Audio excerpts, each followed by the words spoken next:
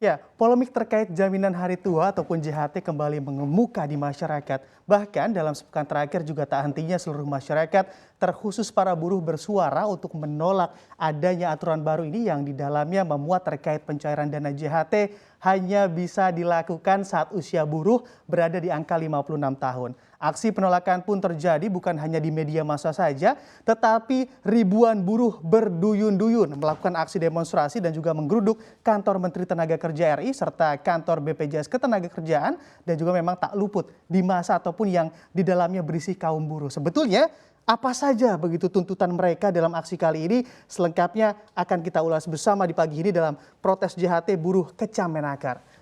Dan bisa kita lihat di sini bahwa bicara terkait aksi demonstrasi yang terjadi tentu tak elok juga rasanya bila kita tidak mencoba mengetahui terlebih dahulu akar dari permasalahan ini. Di mana bila memperhatikan awal mula permasalahan terjadi diawali dari munculnya Permenaker nomor 2 tahun 2022 yang berisi tata cara dan juga persyaratan manfaat dari JHT, BPJS Ketenagakerjaan ataupun BP Jam Sostek. Di sini memang dari aturan ini menyebutkan bahwa dana JHT hanya mampu dicairkan secara full ataupun 100% apabila para pekerja atau buruh yang tercantum sebagai peserta BPJS Ketenagakerjaan berusia 56 tahun.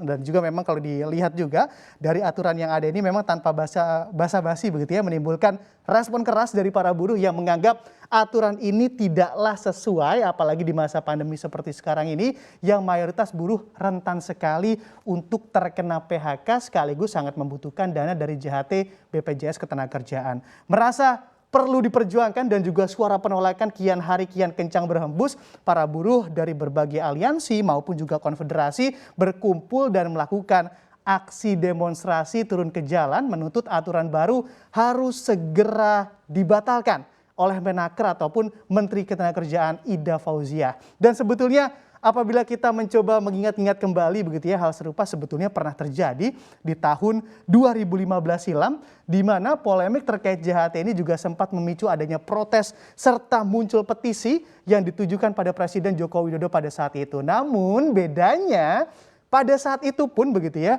Presiden Jokowi langsung merespon dengan melakukan pembatalan terhadap aturan JHT yang diprotes oleh para buruh. Instruksi untuk Menaker dan juga Direktur Utama BPJS Ketenagakerjaan dari Presiden Jokowi juga sangat jelas untuk segera memastikan pekerja boleh mencairkan JHT sebulan setelah terkena PHK ataupun pemutusan hubungan kerja. Namun kalau kita lihat untuk kondisi saat ini, ternyata Permenaker nomor 2 tahun 2022 yang diprotes oleh para buruh tersebut telah disebutkan oleh Dirjen Pembinaan Hubungan Industrial dan juga Jaminan Sosial Tenaga Kerja dari Kemnaker RI, Indah Anggoro Putri. Aturan tersebut ternyata sudah disetujui oleh Presiden Joko Widodo. Lalu sebetulnya apa sih pertimbangan ataupun urgensi dari diterbitkannya aturan baru ini? Bisa kita lihat di slide selanjutnya. Nah, kalau kita melihat di sini memang pertimbangan yang ada dari diterbitkannya aturan baru ini, memang pengamat ekonomi Yanuar Rizky juga menilai bahwa keputusan dari ataupun Kemnaker RI ini dalam Permenaker 2 tahun 2022 ini memang disebabkan salah satunya karena meningkatnya tekanan terhadap arus kas BPJS Ketenagakerjaan alias BP Jam Sostek dalam laporan yang dipublikasikan. Di mana memang kalau kita melihat lagi laporan keuangan perusahaan di tahun 2020 begitu ya, tercatat selama masa pandemi COVID-19 terjadi peningkatan dari beban klaim serta menyedot arus kas sepanjang tahun 2020 sebesar 226,37% atau lebih tinggi dari arus kas mereka di tahun sebelumnya ataupun di 2019. Selain itu, bila diestimasikan dari data yang ada, semua klaim di bawah usia 56 dan mengambil JHT memang karena pemutusan hubungan kerja ataupun PHK, maka juga indikator PHK di 2020 terjadi peningkatan sebesar 15,22% apabila dibandingkan dengan tahun 2019 silam. Di sisi lain, performa investasi dari BPJS Ketenagakerjaan juga tercatat mengalami penurunan sebesar 0,05%, lalu juga di tahun 2020 sama dibandingkan dengan tahun 2019.